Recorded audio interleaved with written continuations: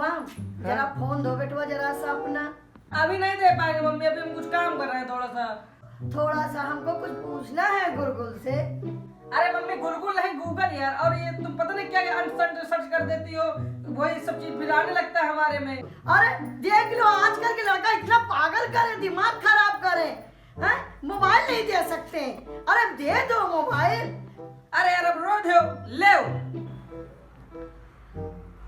Hello, बढ़िया बढ़िया भजन, भागवत बहुत अच्छी यार। अरे उसको लगा दूं क्या?